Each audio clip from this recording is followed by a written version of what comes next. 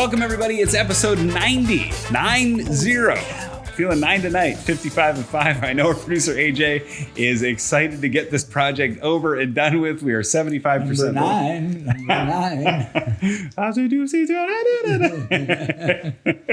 We are almost through this glorious project. Ian Riccoboni, Cary Silkin, AJ from Bisson Creative Web Design. He is our producer. And if you've been joining us from episode 1 through 90, Cary, I didn't think we'd get this far. I knew we'd have fun, but we're getting closer. I feel the finish line coming. Yeah, it's going to be sad when it's over. We might have to do 4 more in 54 and do the preset, the 54 set after this. Who knows? We'll see. Today we have a man. Your hint was you might have seen this. I hope I did see him. And the first line in my notes is card is full of baloney, because on the back of the card it says he comes from California, which is not true as far as I can tell. So that line is there. And prior to wrestling was a good lightweight boxer. Lightweight, and he's listed at 6'4", 250. So again, I think he's the card's full of baloney there. And it says that he is new to the sport, which by the time this card came out, he'd been wrestling for 19 years. All right. So I'd like to show the fans this card here. We take a look. Cary, 5 minutes on the clock. What can you tell us about Tommy O'Toole?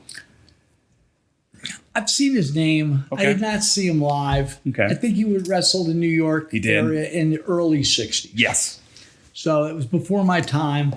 But when we do our poster on the week, which is also on the adfreeshows.com, and I think on YouTube. Right. Yep.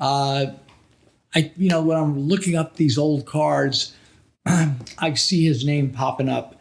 So tell me about old Tommy O'Toole. Tommy O'Toole, yeah. Again, the card says he's early in his career. He's 19 years into his career at this point. If that's early, we could all be so blessed to have such long careers. So he debuts in 36, becomes a star for Ray Fabiani, who promoted in Philly. Right. Yeah, and 1940. I wonder what building that is they have. Yeah, that looks like the Corn Palace in South Dakota. Huh. But I don't think they'd put the Corn Palace of South Dakota on the Corn Palace. The Corn Palace, it's a real thing. Look it up. So after you're done watching this, Google Corn Palace. He becomes a big star for Ray Fabiani. And Ray Fabiani has him win tournaments. He goes down to D.C. He's headlining there. Fabiani kind of has an interest in D.C. as well. They kind of work together. Later with the Deuce-Six. The Deuce-Six are promoting Camden. So he's a star in the Philadelphia, D.C., Jersey. This is pre-Vince McMahon Sr. Right. Pre that. He has a good run for Eddie Quinn in Montreal. Through the 40s, he's headlining against big names, but drawing them. So he's not losing. So he's a guy that's kind of got a good reputation. He is big. He's a big man. He's 6'4".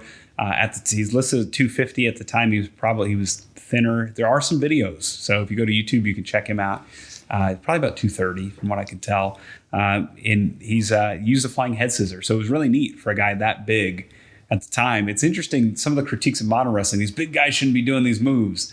Well, here's a 6'4" guy that was doing head scissors in the 30s. So it's always interesting what you hear these days.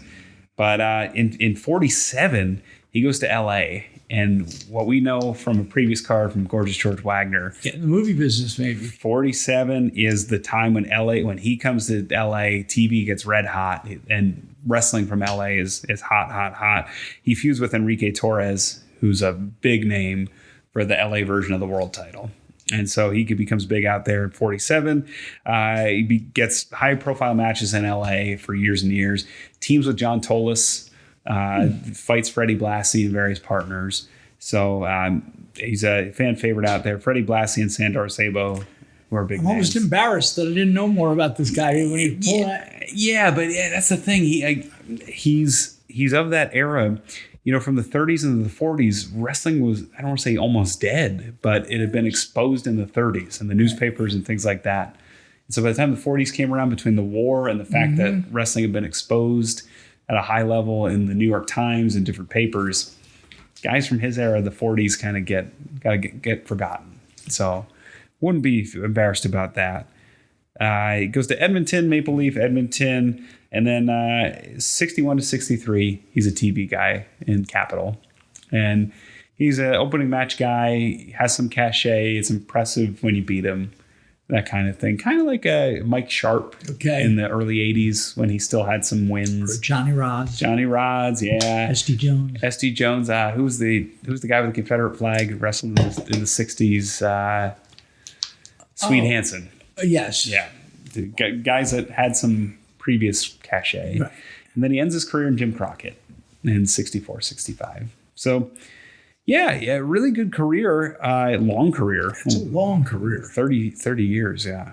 And doing it at the time that he was doing, and that big of a guy. So, not much. I couldn't find much about his personal life, though. You know, some of these guys are, a lot of the Canadians we pleasantly find out they're great humanitarians or involved in this charity or that charity. And, you know, if anybody knows anything about what Tommy O'Toole did after wrestling, drop it in the comments. So, yeah, we love when people pitch in. And they do often. They do. The Kasaboski family reached out, which was neat. And a couple others reached out. So we appreciate when you leave us notes and let us know where the wrestlers have gone and what their legacy is. So we should end the episode with a version of "Where Have All the Flowers Gone?" Long time. You know that song? I did. Like Judy Collins or something. There's so many flowers out now. I was going to say "Tiptoe Through the Tulips," but Tiny Tim. But we tiptoe through the tulips with Timmy Theo. Ooh, that's a tongue twister. Well, we've hit 90, Cary. We're over the 75% hump starting next Monday. We got a couple legends left. We got Luthez, got Buddy Rogers. There's still some Hall of Famers. I even found out there's another Antonina Rocca. I don't know what we're going to do. There's two Roccas. We talk about them again? I don't know what the rules are on this game show. We'll let it fly. All right. That sounds good. Hey, for AJ, our producer, Cary Silkin, I'm Ian Riccaboni. Thanks so much for watching. We hope if you're watching this on a Friday, you join us 8 p.m. Eastern Monday night for the premiere of episode 91. Happy wrestling.